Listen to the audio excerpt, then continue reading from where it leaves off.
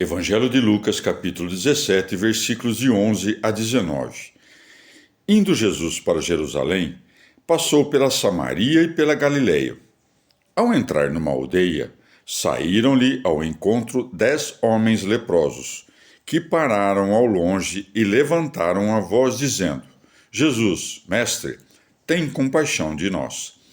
Tendo-os ele visto, disse-lhes: Ide, mostrai-vos aos sacerdotes. Aconteceu que, enquanto iam, ficaram limpos. Um deles, quando viu que tinha ficado limpo, voltou atrás, glorificando a Deus em alta voz, e prostrou-se por terra a seus pés, dando-lhe graças. Era um samaritano. Jesus disse: Não são 10 os que foram curados? Os outros 9, onde estão? Não se encontrou quem voltasse e desse glória a Deus, senão este estrangeiro? Depois disse-lhe: Levanta-te e vai, a tua fé te salvou. Palavra da salvação. Comentário Lucas 17, de 11 a 19, Santo Agostinho. Em sentido espiritual, pode-se entender que os leprosos são os que, não tendo conhecimento da verdadeira fé, professam várias doutrinas falsas. Longe de ocultarem a própria ignorância, gostam de dar mostras de grande conhecimento, e seus discursos transbordam arrogância. Como a lepra altera a coloração da pele, manchando-a e mudando-lhe a aparência em nuances de cores verdadeiras e falsas, ela simboliza a mescla desordenada de verdades e erros presente nas discussões ou nos discursos dos homens. Quem está nessa condição não deve ser admitido na igreja, mas colocado de largo. Deve, se possível, rogar em voz alta a Cristo. O chamá-lo de mestre, creio, dá a entender que a lepra representa uma como que doutrina falsa que o bom mestre pode curar. Agora, entre aqueles que, padecendo de doenças do corpo, foram beneficiados pela intervenção de Nosso Senhor, apenas aos leprosos mandou que se apresentassem aos sacerdotes, porquanto o sacerdócio judaico era a figura do sacerdócio agora presente na igreja. Todos os vícios que vão no interior da consciência, Nosso Senhor corrige-os e cura-os com sua própria virtude interior, uma vez que o poder de instruir e santificar as almas por meio dos sacramentos e ainda de orientá-las pela prédica foi outorgado à igreja. Aconteceu que, enquanto iam, ficaram limpos. Com efeito, aos gentios com quem Pedro se deparou, não tendo ainda recebido o sacramento do batismo, pelo qual se vai espiritualmente aos sacerdotes, purificou-os a infusão do Espírito Santo. Portanto, quem quer que siga a saudável e verdadeira doutrina da Igreja, proclamando que está livre das mentiras e confusões, que são como que uma lepra, será tido, com efeito, por ingrato para com Deus, que o curou, caso não se prostre ante o Senhor, dando-lhe graças com piedosa humildade, e far-se-á semelhante àqueles de quem fala o apóstolo. Porque, tendo conhecido a Deus, não o glorificaram como Deus, nem lhe deram graças? Romanos 1, 21. Estes, pois, quedos na imperfeição, perfazem o número 9, porque necessitam de mais um para formar essa espécie de unidade que é a dezena. O leproso, contudo, que voltou atrás para lhe render graças, conquistando assim a aprovação do Senhor, representa a unidade da igreja. Quanto aos 9 outros, que eram judeus, assevera Nosso Senhor que mereceram, pelo orgulho que demonstraram, perder o reino dos céus, onde se conserva a mais perfeita unidade. Por outro lado, aquele que tornou, que era samaritano, que significa guardião, rendeu graças a Deus, pela cura obtida, segundo diz o salmista.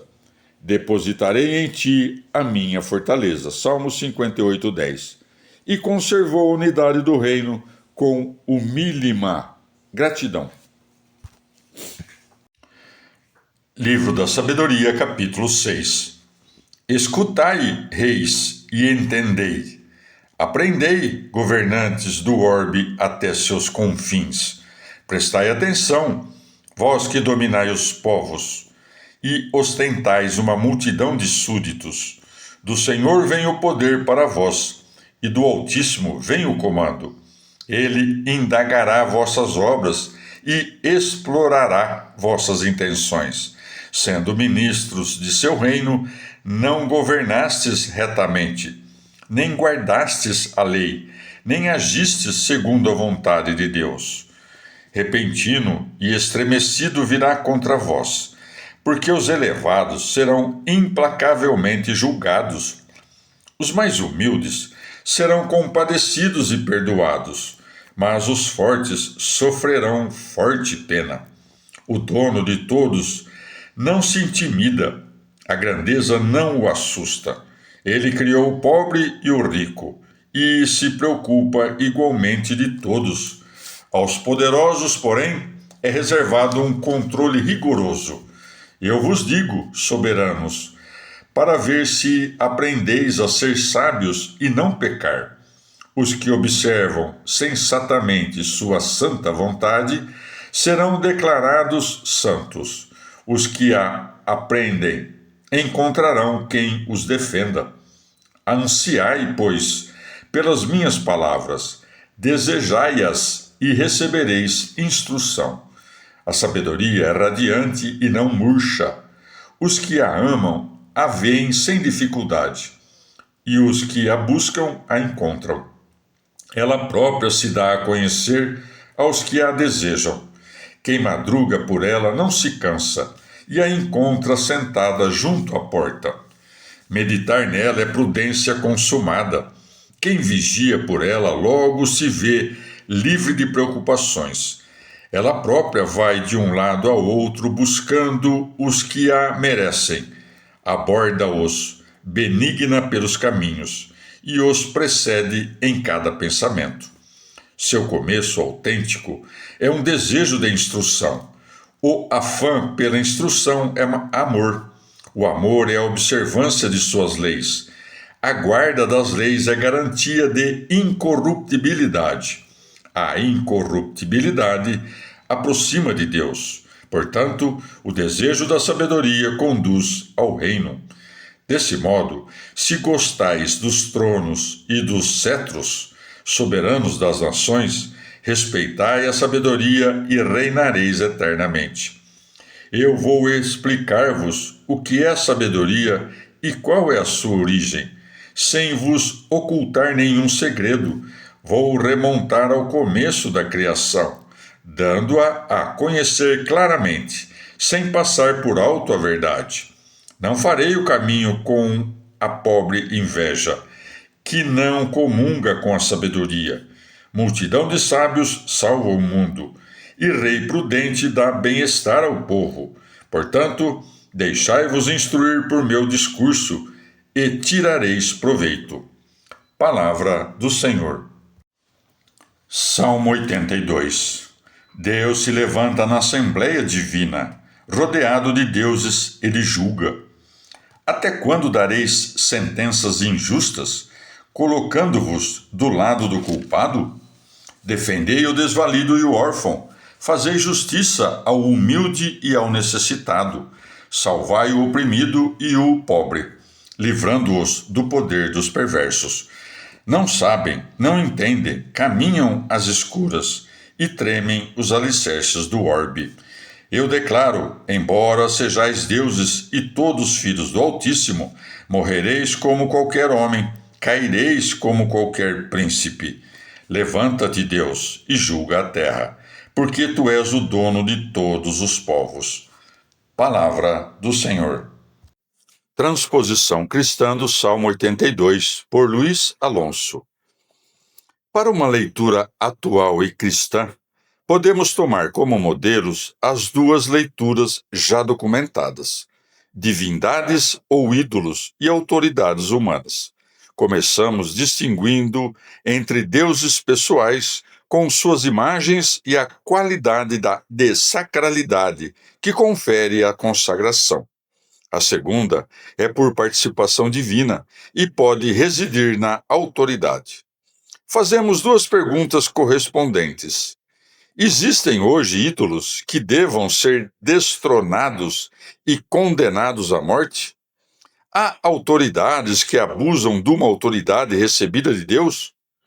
Comecemos pela segunda. Em sentido próprio, a autoridade divina reside na Igreja e outras organizações religiosas. Estão investidas de poder sacro somente para o exercício de funções cultuais, ou são de algum modo guardas da justiça, ou se dividiram e se repartiram as funções? Em qualquer caso, é válida uma resposta negativa. Se esses mandatários de Deus não favorecem a justiça, mas antes apoiam a injustiça, sua investidura sacra não os torna impunes. O povo oprimido pode reclamar ao Deus de todos ou a Jesus Cristo, Senhor de sua igreja, para que a purifique. A história da igreja e de instituições semelhantes haverá de responder a essa pergunta. Em sentido amplo, podemos detectar sacralidade, inclusive onde é negada. Em nossa cultura, a autoridade civil é secular, não apela a nenhuma investidura sacra.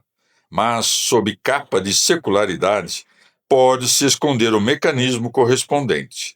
Se a autoridade considera-se à parte e intocável, de alguma maneira está usurpando poderes sacros e divinos, ainda que o negue expressamente. O Salmo conserva sua força profética também para esses ministros da injustiça. De mais a mais, na concepção bíblica, qualquer autoridade procede de Deus. A segunda pergunta seria inútil. Já não existem ídolos? É certo, é certo. Um ídolo é obra humana, que o homem diviniza, a qual se submete e oferece vítimas. Em certa época, os ídolos eram de manufatura, pedra ou madeira ou baratos, prata e ouro os caros. Ora, o homem é faber de outras maneiras.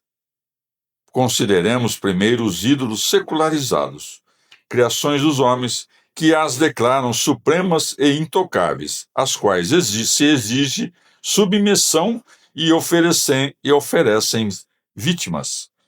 Nesse sentido, podem ser ídolos as ideologias, os valores artificiais, os poderes acumulados.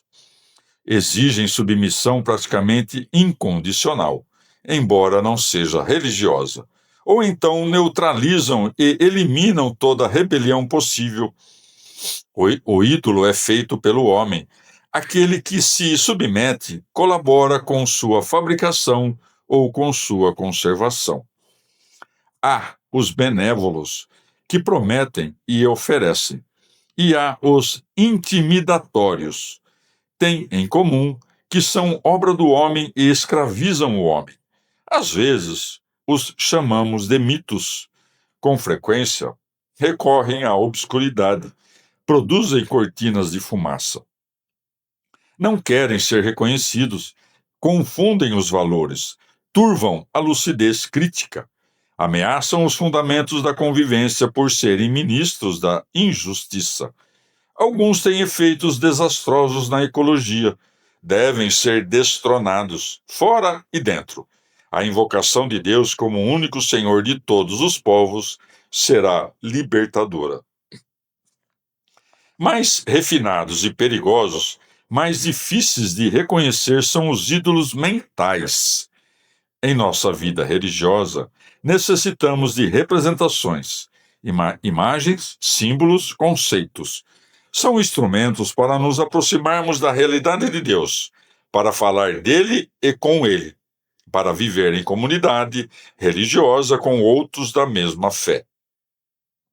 Existe o perigo de divinizar essas representações, que são obra humana, ainda que não das mãos. Salvo em momentos excepcionais, não podemos exercer nossas funções religiosas e de fé sem certo repertório de ideias e palavras sobre Deus. Ora, as nossas ideias sobre Deus não são Deus, nem nossos símbolos, nem nossos conceitos, nem nossos enunciados. O perigo de divinizá-los é sutil, porque não podemos viver sem eles e facilmente tendemos a confiar-nos a eles. Antigamente, podiam se defender os idólatras, alegando que não adoravam a pedra, mas o que ela representava. Persistia, porém, o perigo de realmente se ficar na imagem. Algo parecido pode ocorrer com nossas representações mentais. Se as absolutizarmos, se, a, se as quisermos impor à força, se lhe sacrificarmos vítimas humanas, estaremos caindo numa forma de idolatria. Se nos imaginarmos um Deus que não se preocupa com a injustiça e só se concentra no culto, um Deus conivente e subornável, essa ideia não será Deus nem de Deus. É ídolo. Se fingirmos um Deus intimidatório, que estabelece um regime de terror, estamos caindo em idolatria. E também se pensarmos que podemos ter Deus encaixado numa série de afirmações, ou se tentarmos manipulá-lo. O Deus sempre maior é uma expressão profunda, sempre maior em nós, superando o que sabemos sobre ele, tanto maior quanto mais próximo, menos sabido quanto mais conhecido. O Senhor precisa levantar-se periodicamente dentro de nós para julgar nossas imagens de Deus, para condenar as que o desmereçam. Em certo sentido, é preciso morrer muitas ideias nossas de Deus, para dar lugar a uma ideia cada vez mais verdadeira. Com essa perspectiva, se deveria ler e meditar a luta de Jacó em Gênesis 32, a visão de Elias em 1 Reis 19. A primeira carta de João termina de modo inesperado. João 5,20. Sabemos que o Filho de Deus veio e nos deu inteligência para conhecer o verdadeiro. Estamos com o verdadeiro e com seu Filho Jesus Cristo. Ele é o Deus verdadeiro e vida eterna. João 21. Filhinhos, guardai-vos dos ídolos. Os cristãos podem fazer-se uma ideia falsa de Deus. Podem converter Jesus em ídolo para o entusiasmo e a adoração, prescindindo de sua exigência de amor que engloba a justiça. Uma ideia falsa de Jesus, o Senhor, pode convertê-lo em instrumento de injustiça, de falta de amor. Os cristãos devem ater-se ao Deus verdadeiro e guardar-se dos ídolos. É um conselho permanente.